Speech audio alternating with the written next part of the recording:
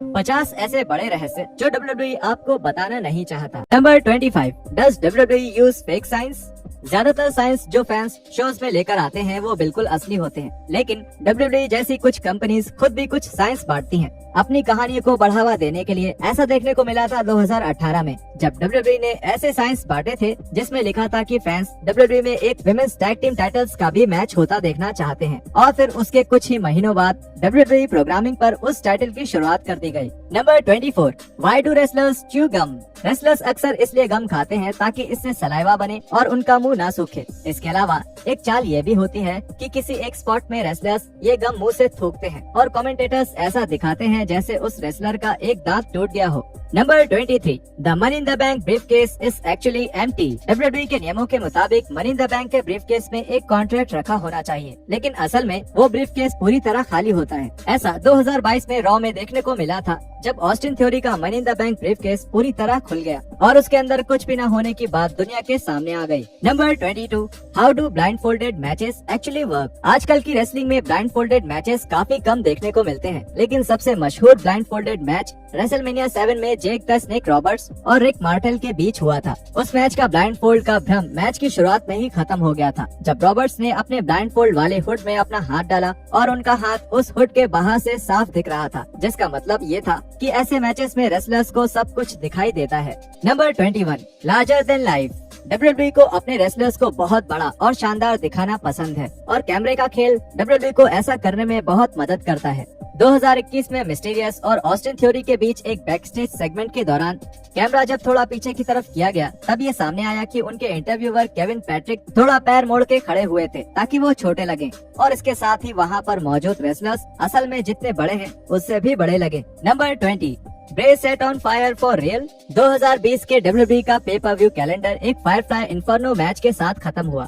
जिसमें Randy Orton ने the फिंड को आग लगा दी थी। ऐसा करने के लिए WWE ने ये मैच पहले से ही रिकॉर्ड करके रखा, क्योंकि वहाँ कोई भी फैंस मौजूद नहीं थे, और आग वाले सीन के लिए एक लकड़ी के डमी का इस्तेमाल किया गया था। जब द फिंड स्क्रीन पर लड़ते हुए दिखे तो माना जाता है कि वो खुद ब्रे वाइट ही थे, और उन्होंने एक फायर प्रूफ जैकेट पहना हुआ था और अपने स्किन पर फायर प्रूफ जेल लगा रखा था। Number 19, ring side doctor. WWE में रिंग साइड पर एक डॉक्टर रखा जाता है ताकि अगर किसी रेसलर को कोई दिक्कत हो तो वो सीधे एक प्रोफेशनल डॉक्टर से बात कर सके। ऐसा 2021 में शेमस और उम्बर्टो कैरिलो के बीच एक मैच के दौरान देखने को मिला था। उस मैच में उम्बर्टो ने शेमस के ऊपर रिंग के बाहर एक सनसेट फ्लिप पावर बॉम्ब का इस्तेमाल किया था। दिक्कत ये थी कि शेमस सीधे उम्बर्टो के घुटने पर गिरे थे, और फिर उम्बर्टो ने रिंग साइड डॉक्टर को इशारा करके बताया कि उन्हें सच में चोट लग गई है और अब इस मैच को यहीं रोकना पड़ेगा। Number 18, crash pads are actually used. 2021 में ये बात सामने आई कि WWE ने hell in a cell matches के दौरान क्रैश पैड्स का इस्तेमाल करना शुरू कर दिया है।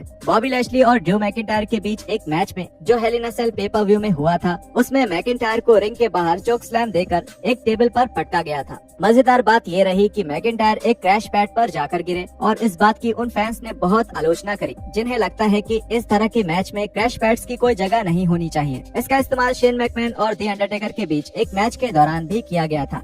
जब शेन ने हेल इन अ सेल के ऊपर से छलांग लगाई, तब अनाउंसर्स के टेबल के बीच में क्रैश पैड्स को साफ तौर पर देखा जा सकता है। Number 17, crew member under the ring. Crash pads की बात कर ही रहे हैं तो WWE के पास एक अच्छा तरीका था जिससे वो इस तरह की सुरक्षा की चीजों को गायब कर सकते थे। मैच के दौरान WWE रिंग के नीचे एक क्रू मेंबर को छुपा कर रखता है, जिनका काम होता है कि वो इन क्रैश पैड्स को किसी भी शॉट में आने से बचाएं। इसके साथ सिर्फ एक ही दिक्कत थी, और वो ये कि उस क्रू मेंबर ने अपना काम ढंग से नहीं किया और क्रैश पैड के साथ उसका हाथ आराम से लाइव ब्रॉडकास्ट में देखा जा सकता है। Number 16, great lengths to hide returns. जब कोई रेसलर WWE और AEW जैसी कंपनीज में वापसी करता है, तब वो कंपनी उस बात को एक राज बनाए रखने के लिए काफी मेहनत करती है। केवल कुछ ही लोगों को इस बात की खबर होती है, और जिस दिन वापसी होने वाली होती है उस दिन उस रेसलर को छुपा दिया जाता है। जब वो रेसलर एरेना में पहुंचता है, तब उन्हें लॉकर रूम में भी नहीं जाने दिया जाता, बल्कि उन्हें किसी गाड़ी या प्रोडक्शन वालों के ट्रक में तब तक रखा जाता है जब तक उनकी बड़ी वापसी का समय नहीं आ जाता। Number 15, barricade spots. पिछले 10 सालों में एक स्पॉट जो बहुत सफल रहा है वो है बैरिकेड स्पॉट। रेसलर के बैरिकेड तोड़ने वाले स्पॉट को WWE में काफी ज्यादा बार इस्तेमाल किया गया है, और इसके पीछे एक चालाकी है। जिस बैरिकेड पर ये स्पॉट किया जाता है उसे पहले से ही अलग कर दिया जाता है और रेसलर को बस थोड़ी ताकत के साथ उस पर गिरने की जरूरत होती है जिससे वो टूट जाए। उस बैरिकेड में बहुत सारे पैड्स भी लगाए जाते हैं जिससे ये किसी भी WWE रेसलर के लिए एक मैच में करने के लिए बहुत सुरक्षित एक्शन बन जाता है। Number 14, get down from there. क्या आपने कभी सोचा है कि रेफरीज रेसलर्स को टॉप रोप से नीचे उतरने के लिए क्यों कहते हैं? नियमों के हिसाब से टॉप रोप पर चढ़ने वाले रेसलर्स को डिस्क्वालीफाई कर देना चाहिए।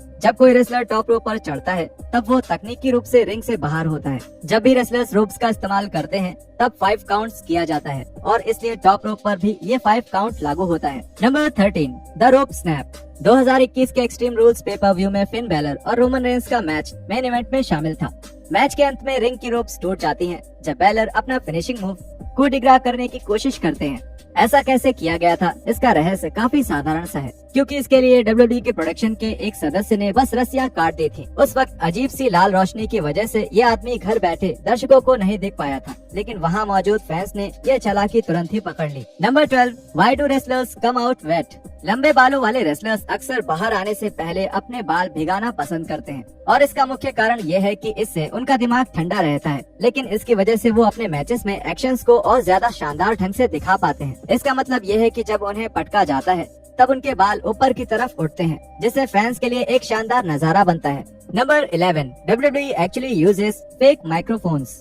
जब भी WWE में बैक स्टेज में कोई इंटरव्यू होता है तब अक्सर एक नकली माइक्रोफोन का इस्तेमाल किया जाता है। वो माइक्रोफोन केवल एक प्रॉप होता है और असल में आवाज एक बूम माइक से रिकॉर्ड की जाती है। इसी वजह से रेसलर्स को तब भी सुना जा सकता है जब उनके हाथों में कोई माइक्रोफोन नहीं होता। Number 10, Vince McMahon's limo explodes. 2007 में WWE टीवी के सबसे बदनाम सेगमेंट्स में से एक में देखा गया था कि विंस मैकमैन की लिमो ब्लास्ट हो गई थी। ऐसा करने के लिए पहले से रिकॉर्ड की गई वीडियोस का इस्तेमाल किया गया और जब असल में वो लिमो ब्लास्ट हुई थी तब उस गाड़ी के आसपास कोई भी नहीं था, जिसका मतलब था कि कोई भी खतरे में नहीं था। आप ये वीडियो में जमीन पर भी देख सकते हैं जब ये पूरी तरह गीली थी और आग लगने पर नहीं थी। Number 9, are kendo sticks real. आजकल की रेसलिंग में कैंडो स्टिक्स बहुत आम हो गई हैं और WWE को किसी भी हार्डकोर स्टाइल मैचेस में इनका इस्तेमाल करना बहुत पसंद है। ये कैंडो स्टिक्स खोखली लकड़ी के बनाए जाते हैं और दोनों तरफ से इन पर टेप लगाया जाता है ताकि स्टिक जुड़ी रहे। कुछ बार के बाद ये स्टिक्स टूट जाती हैं और ये एक सुरक्षित हथियार है, लेकिन सिर्फ तब तक जब तक इसकी लकड़ी के किनारे टूटकर चुभने नहीं लगते, क्योंकि उसके बाद थोड़ी चोट लग सकती है।